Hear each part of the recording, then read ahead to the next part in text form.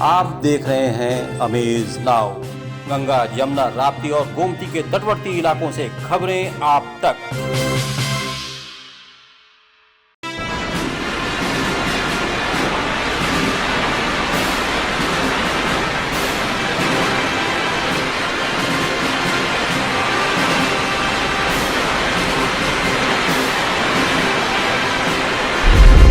इस समय की सबसे बड़ी खबर, भारत पाकिस्तान के बीच बढ़ता सैन्य तनाव। नियंत्रण रेखा से लेकर अंतर्राष्ट्रीय सीमा तक बीती रात पाकिस्तान की ओर से भारतीय क्षेत्र में कई उल्लंघन किए गए। भारतीय सेना ने तत्परता से इन हरकतों का जवाब दिया है। कर्नल सोफिया कुरैशी के अनुसार 8 और 9 मई की मध्य रात्रि को पाकिस्तानी सेना ने भारत के वायु क्षेत्र का कई बार उल्लंघन किया। सैन्य ठिकानों को निशाना बनाने की मंशा से 300 से अधिक ड्रोन भारतीय सीमा में भेजे गए। इनमें से कई को भारतीय सुरक्षा बलों ने मार गिराया। 2025 की मध्य रात्रि को पाकिस्तानी सेना ने सैन्य बुनियादी ढांचे को निशाना बनाने के इरादे से पूरी पश्चिमी सेना पर भारतीय वायु क्षेत्र का कई बार उल्लंघन किया। यही नहीं, बल्कि पाकिस्तानी सेना ने नियंत्रण रेखा पर भारी कैलिबर वाले हथियारों से गोलीबारी भी की। अंतर्राष्ट्रीय सीमा और नियंत्रण रेखा पर लेह से लेकर सरक्रीक तक 36 स्थानों पर 300 से 400 लगभग ड्रोनों का इस्तेमाल घुसपैठ का प्रयास करने के लिए किया गया। भारतीय सशस्त्र बलों ने काइनेटिक व नॉन काइनेटिक साधनों का उपयोग करके इनमें से कई ड्रोन्स को मार गिराया। इतने बड़े पैमाने पर हवाई घुसपैठों का संभावित उद्देश्य वायु रक्षा प्रणालियों का परीक्षण करना और खुफिया जानकारी इकट्ठा करना था। ड्रोन के मलबे की फोरेंसिक जांच की जा रही है। प्रारंभिक रिपोर्ट्स से पता चलता है कि वे तुर्की के असीस गार्ड सोंगर ड्रोन्स हैं। इसके उपरांत रात में पाकिस्तान के एक सशस्त्र यूएवी ने भटिंडा सैन्य स्टेशन को निशाना बनाने की कोशिश भी की। रात में पाकिस्तान के सशस्त्र यूएवी ने भटिंडा सैन्य स्टेशन को निशाना बनाने की कोशिश की, जिसे सफलतापूर्वक निष्क्रिय किया गया।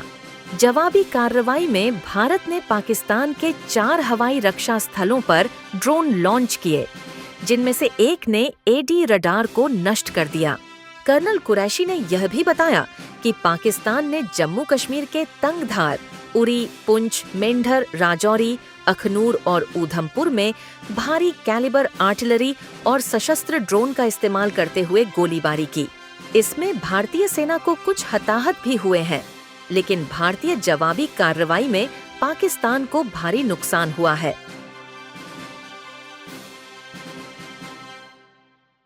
कश्मीर के तंगधार, उरी, पुंछ, मेंढर, राजौरी, अखनूर और उधमपुर में भारी कैलिबर आर्टिलरी गन और सशस्त्र ड्रोन्स का उपयोग करके नियंत्रण रेखा के पार गोलीबारी भी की, जिसके परिणाम स्वरूप भारतीय सेना के कुछ जवान हताहत हुए और घायल हुए।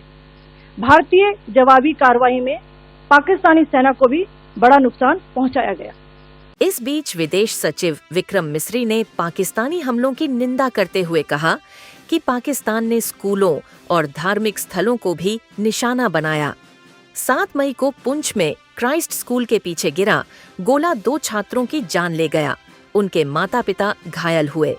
सौभाग्य से स्कूल उस दिन बंद था। पाकिस्तान अब गुरुद्वारों, चर्चों और मंदिरों तक पर हमला कर रहा है, जो मानवता और युद्ध के सभी नियमों का उल्लंघन है। Actually, we do have some information about this extremely regrettable and condemnable incident. During heavy shelling across the line of control in the early morning of 7th May, a shell fired from Pakistan landed just behind the Christ School run by the Carmelites of Mary Immaculate congregation in Puj. Tragically, the shell fired from Pakistan hit the home of 2 students of the Christ School. Both students unfortunately lost their lives. and their parents were severely injured. Delhi में भारतीय सेना के समर्थन में कांग्रेस ने तिरंगा यात्रा निकाली। पार्टी नेता अलका लांबा ने कहा, यह रैली हमारे सैनिकों को समर्थन देने के लिए है। आज महिलाएं बड़ी संख्या में बाहर निकली हैं, क्योंकि हमारे सैनिकों ने हमें ताकत दी है। देखिए, आप भारत की राजधानी में खड़ी है, 9 मई का दिन है और ऑपरेशन जो है वो सिंदूर कामयाबी से आगे बढ़ रहा है। भारतीय राष्ट्रीय कांग्रेस ने ये तय किया कि देश के हर राज्य, हर राजधानी, हर जिले, हर गांव में जय हिंद यात्राएं निकाली जाएंगी और इसका एक ही मकसद है, जो सरहद पे हमारी सेनाएं मुंहतोड़ जवाब पाकिस्तान और उनके आतंकी ठिकानों को निशाना बनाकर दे रही है। 140 करोड़ का भारत अपनी सेना के साथ बिना किसी इफ एंड बट के खड़ा है। जो भी कार्रवाई, जिस तरह की भी कार्रवाई जब तक हमारी सेना चाहेगी वो करे। देश का आज आप देख रहे महिलाएं आई हैं, इन महिलाओं को बाहर निकलने की हिम्मत हमारी भारतीय सेना ने दी है, अपनी 2 बहादुर बेटियों को आगे करके। Colonel Sofia Qureshi and commander Bhumika Singh को ये मोर्चा संभालने को कहा कि जाइए प्रेस वार्ता करिए, देश और दुनिया देखेगा, दुश्मन देखेगा कि हमारी बहादुर बेटियों ने क्या बताया देश को, क्या कार्रवाई की। आतंकी 9 आतंकी ठिकानों पर हमने हमला किया और वो 9 आतंकी ठिकाने थे, वो सैन्य ठिकाने नहीं थे पाकिस्तान के, वो आम नागरिकों के ठिकाने नहीं थे, वो आतंकी निशाने पर हमारे सेना ने लिया है। लेकिन बदले में पुंछ में हमारे 15 लोगों को, जिसमें 2 बच्चे भी थे, ये पाकिस्तान की कायराना हरकत को जवाब देने के लिए कल रात भी और आगे भी जब तक बाज नहीं आएंगे, भारत की सेना, हिंद की सेना यूं ही आगे बढ़ेगी और हम उसके साथ ताकत बनकर खड़े रहेंगे। जय हिंद। इधर उत्तर प्रदेश के गोरखपुर स्टेशन पर ग्रीपी और आरपीएफ ने सुरक्षा को ध्यान में रखते हुए सघन चेकिंग अभियान चलाया।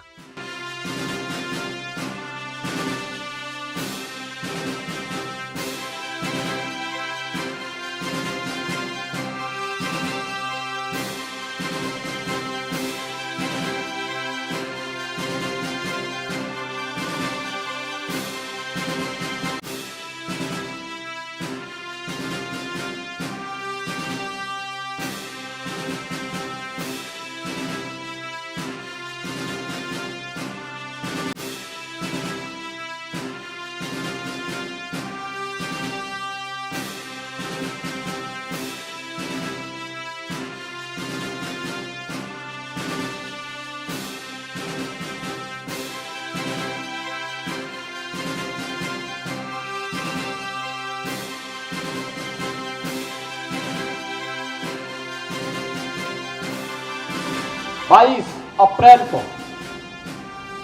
जो शरारत पाकिस्तानी आतंकवादियों ने पहलगांव में हमारे पर्यटकों के साथ किया था, जिस प्रकार की बर्बरतापूर्ण और शरारतपूर्ण कार्रवाई की थी, उस आतंकी कृत्य की हर भारतवासी ने निंदा ही नहीं की थी, बल्कि पाकिस्तान को सबक सिखाने की भी ठानी थी।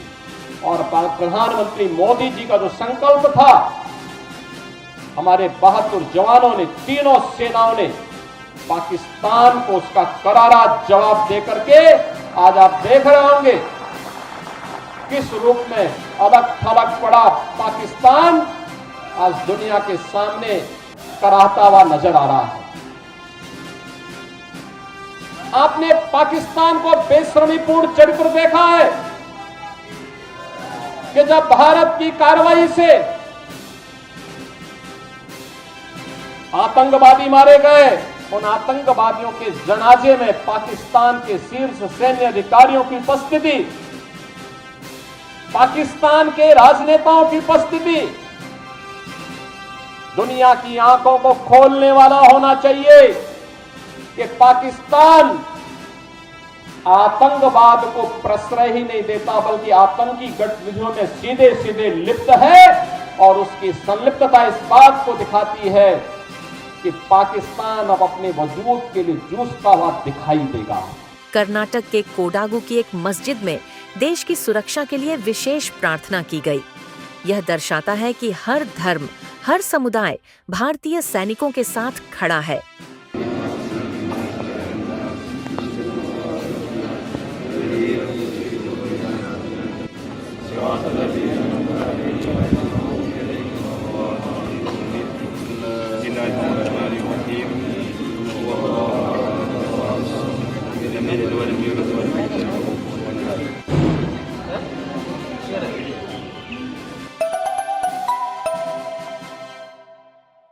गोरखपुर के मुख्यमंत्री योगी आदित्यनाथ ने कहा कि हर भारतवासी का यह दायित्व है कि हम अपने सैनिकों के मनोबल को बनाए रखें, उनकी एकता, वीरता और बलिदान के साथ खड़े रहें।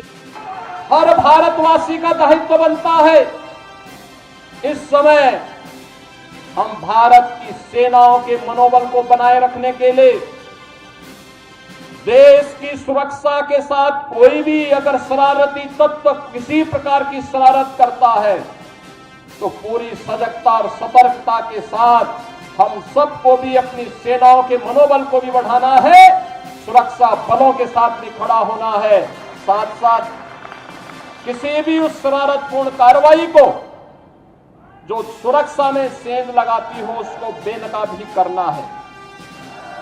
तमाम प्रकार की शरारतें होंगी, सोशल मीडिया के माध्यम से तमाम प्रकार के अफवाह भी फैलाने का प्रयास होगा, लेकिन इन सब की परवाह के बगैर हमें देश से, केंद्रीय नेतृत्व से, आदरणीय प्रधानमंत्री जी की ओर से जो भी जिस भी प्रकार का मार्गदर्शन प्राप्त हो, पूरे देश को एक स्वर में प्रधानमंत्री मोदी जी के नेतृत्व में उनके यशस्वी मार्गदर्शन में कार्य करना है।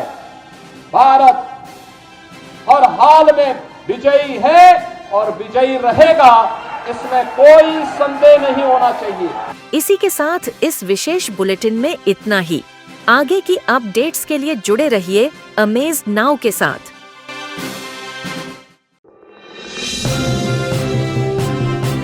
आप देख रहे हैं अमेज नाउ। गंगा, यमुना, राप्ती और गोमती के तटवर्ती इलाकों से खबरें आप तक।